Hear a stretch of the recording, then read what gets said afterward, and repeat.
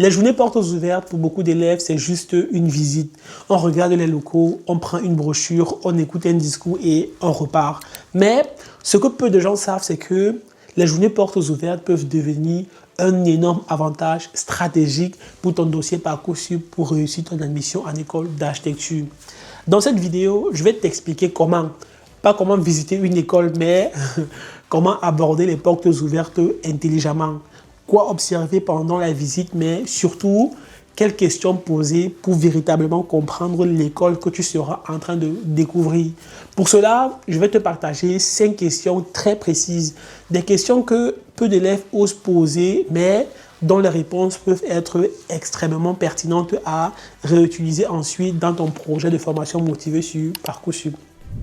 Écoute, si tu fais ces visites comme tout le monde, tu repartiras certainement avec des flyers. Mais si tu les fais intelligemment, tu repartiras plutôt avec des arguments que les jurys reconnaissent. Alors, reste bien jusqu'à la fin parce que je suis persuadé que cette vidéo peut clairement changer la manière dont tu abordes les journées portes ouvertes et, plus important encore, ton admission. Allez, c'est parti. Bonjour, j'espère que vous allez bien. Si vous me découvrez, moi c'est Brice d'Archi Academy, enchanté. Je suis étudiant en 2e année de master, donc en dernière année à l'école d'architecture de Marseille. Cela va pratiquement faire, je crois, 5 ans que j'aide et que j'accompagne tous les élèves qui souhaitent entrer en école d'architecture. Ici, nous sommes sur ma chaîne secondaire que je viens de créer et là, c'est ma première vidéo. Archi Academy aujourd'hui, c'est plus de 58 000 abonnés, je crois, toutes plateformes confondues. Et à travers mes réseaux, je crée du contenu éducatif sur les études d'architecture, sur le métier d'architecte et sur tous les logiciels qu'on utilise. Donc, c'est un peu ça l'écosystème d'Archi Academy. Donc, si ce sont des sujets qui t'intéressent, pense vraiment à t'abonner parce que sur cette chaîne, on va vraiment y aller progressivement. Tous les samedis matins, je vais publier une vidéo qui va t'aider dans ta préparation aux admissions. Parfois, je ferai aussi des interviews avec d'autres étudiants en archi qui vous parleront de leur expérience des entretiens.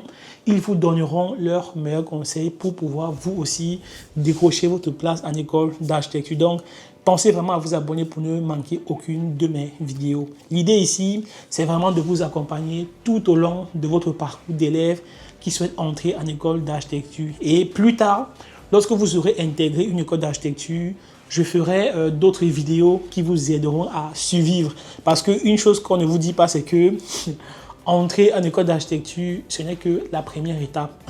Le plus difficile reste à venir. Voilà. D'ailleurs, sur ma chaîne principale, vous pouvez déjà aller regarder parce que j'ai plein de vidéos super intéressantes sur les admissions et sur les études que vous pouvez déjà aller voir. Donc, maintenant, allez, commençons avec la vidéo. Une journée portes ouvertes, c'est le seul moment où l'école s'ouvre réellement à toi, sans filtre, sans sélection, sans dossier. Ce que beaucoup de personnes ne comprennent pas, c'est que toutes les écoles d'architecture ne se ressemblent pas autant qu'on le pense. Certes, elles délivrent le même diplôme, mais pas du tout la même expérience. La pédagogie, l'ambiance, la manière de travailler, le rapport aux enseignants, la place du projet, de la technique, tout cela peut changer radicalement d'une école à l'autre. Et c'est justement pendant les portes ouvertes que tu peux le ressentir. Pas en lisant un site internet, pas en regardant un classement sur l'open data de Parcoursup, mais en observant les étudiants, en écoutant leur façon de parler de leur école et aussi en regardant les projets affichés. À mon sens, une journée portes ouvertes qui est bien utilisée peut t'aider à vérifier 2 choses essentielles. Tout d'abord, vérifier si cette école te correspond vraiment. Parce que un mauvais choix d'école, ce n'est pas un échec à l'admission, mais plutôt, c'est parfois un mal-être pendant plusieurs années. Ensuite, ça peut te donner des éléments concrets pour renforcer ton dossier Parcoursup. Par exemple, quand tu montres que tu connais l'école, sa pédagogie, sa vision de l'architecture, tu n'es plus un candidat parmi tant d'autres. Tu deviens un candidat qui est cohérent. Et ça, les jurys, ils le sentent très très vite. Et c'est pour cette raison que les portes ouvertes ne sont pas une simple formalité, mais une véritable opportunité stratégique que trop peu d'élèves exploitent réellement. Après, je comprends parfaitement le fait que se déplacer pour visiter toutes les écoles peut être financièrement compliqué selon l'endroit où l'on vit. Écoutez, je vais vous raconter une petite anecdote. Il y a de cela 2 ans, j'ai accompagné une élève qui habitait en Corse et qui souhaitait absolument intégrer soit l'ENSA de Strasbourg ou l'ENSA de Montpellier. Lorsque la période des portes ouvertes est arrivée, le coût des déplacements rendait la visite de toutes les écoles quasiment impossible. Dans sa classe, il y avait plusieurs autres élèves qui souhaitaient entrer en école d'architecture, dont sa meilleure amie. Je lui ai alors conseillé de s'organiser avec ses camarades. Par exemple, qu'elle se rende à Strasbourg pendant qu'une autre élève allait visiter par exemple Montpellier. Chacune devait préparer une liste de questions, prendre des notes, faire des photos et recueillir un maximum d'informations pour les autres. En procédant ainsi, elles ont pu mutualiser les visites et en quelque sorte, on peut même dire qu'elles ont pu visiter plusieurs écoles sans s'y être forcément rendues. Bien sûr, si tes moyens te permettent de te rendre dans plusieurs écoles, franchement, je ne peux que t'y encourager. Mais lorsque ce n'est pas possible, cette solution reste un excellent compromis qui est intelligent et efficace. D'ailleurs, le jour de son entretien à Montpellier, les membres du jury lui ont demandé si elle avait visité l'école. Ici, elle a totalement été honnête. Elle a expliqué que financièrement, c'était très compliqué pour elle de se déplacer dans toutes les écoles, mais qu'elle s'était organisée avec une amie qui avait visité l'école pour elle, pris des notes, posé des questions qu'elle avait pris le soin de préparer et que cette amie lui avait transmis toutes les informations. En résumé, elle a clairement expliqué que elle avait visité l'école à travers le travail de son ami. Elle m'a dit que les membres du jury ont reconnu avoir beaucoup apprécié cette démarche, qu'ils avaient jugé ça intelligente, organisée et mature. Avant même de te déplacer pour aller visiter une école, voici 3 questions que tu dois te poser.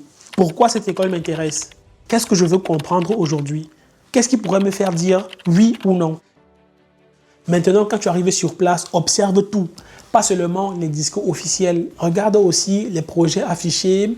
Écoute les étudiants. Regarde comment ils parlent de leur école. Est-ce qu'ils sont fiers?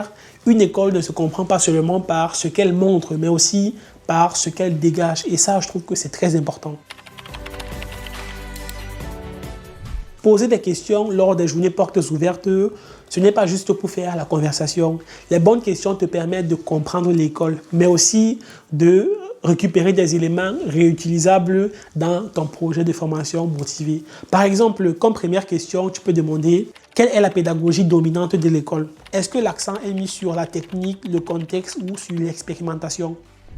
La réponse ici te permet de savoir si ta façon de penser ou de travailler est compatible avec celle de l'école. Ça, c'est très important. Comme deuxième question, tu peux demander qu'attendez-vous réellement d'un étudiant en première année? Cette question-ci, là, elle est vraiment très puissante parce qu'elle te donne directement les critères implicites du jury. Avec ça, tu sauras exactement ce qui est valorisé. L'autonomie, la curiosité, la rigueur, la créativité ou la capacité à évoluer. La troisième question, comment sont encadrés les projets de L1? Est-ce qu'il y a beaucoup de corrections? Est-ce que l'étudiant est laissé très autonome? Est-ce que l'erreur est perçue comme un problème ou comme un outil d'apprentissage? Les réponses à ces questions te permettent de comprendre le rythme et la vraie pression de l'école. La quatrième question, quels sont les points sur lesquels les étudiants ont le plus de difficultés en première année? Cette question-ci la montre une vraie maturité. Elle te permet d'anticiper mais aussi de montrer dans ton projet de formation motivé que tu es conscient des exigences. Et là, le jury comprend que tu ne postules pas par hasard. La cinquième question clé, comment évolue la pédagogie entre la licence et le master? Cette question montre que tu te projettes également sur le long terme et pas uniquement sur la première année. Et ça, le jury apprécie beaucoup ce type de réflexion. Après, tu peux aussi poser des questions comme quelle place est donnée au travail en groupe? Quelle importance est accordée à la maquette et au dessin à la main? Quels logiciels sont utilisés ou recommandés? Comment l'école prépare les étudiants au monde professionnel? Est-ce qu'il existe des thématiques ou des spécialités fortes propres à l'école? La réponse à toutes ces questions ne servent pas uniquement à t'informer, elles vont te permettre de construire un discours crédible, précis et cohérent dans ton dossier Parcoursup. Au lieu d'écrire une lettre de motivation vague, tu peux t'appuyer sur du concret, du vécu et du réel. Et crois-moi, les jurys font immédiatement la différence entre un élève qui a visité l'école et un élève qui l'a vraiment comprise. S'il te plaît, rends-moi un service. Dans ta classe ou dans ton école, il y a sûrement plusieurs autres élèves qui souhaitent entrer en école d'architecture. Si tu connais quelqu'un à qui cette vidéo pourrait être utile ou une personne qui rêve même de devenir architecte, s'il te plaît, partage-lui cette vidéo. Je pense que ça pourra lui aussi l'aider. Merci d'avoir regardé cette vidéo. Abonne-toi pour ne pas rater les prochaines et dis-moi en commentaire si tu as déjà prévu des journées portes ouvertes. Dis-moi, quelles sont les écoles que tu comptes visiter? Si tu as mon livre, surtout n'hésite pas à prendre de l'avance. À la page 74, j'ai fait un tableau qui explique comment vont se passer les entretiens dans toutes les écoles d'architecture. Je t'explique si l'entretien va reposer uniquement sur des questions-réponses ou sur des questions-réponses et commentaires d'images. Dans cette colonne, je t'ai mis les critères d'admission pour chaque école.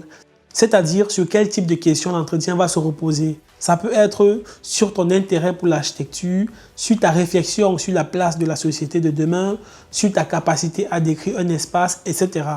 Je ne te cache pas que parfois, ces questions peuvent être très techniques et également compliquées à répondre. C'est pour cette raison qu'à la page 86 du livre, je t'ai mis toutes les questions qui te seront posées lors des entretiens. Tu as vraiment toutes les questions ainsi que des exemples de réponses afin que tu puisses t'entraîner sur des vraies questions des entretiens.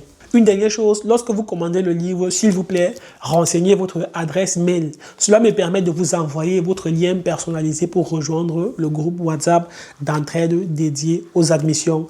Dans ce groupe, tu vas retrouver des étudiants issus de différentes écoles d'architecture prêts à répondre à toutes tes questions sur leur école, sur les entretiens, sur le jury ou sur les pièges à éviter. Si tu as aimé cette vidéo, je te conseille vivement de regarder celle-ci-là.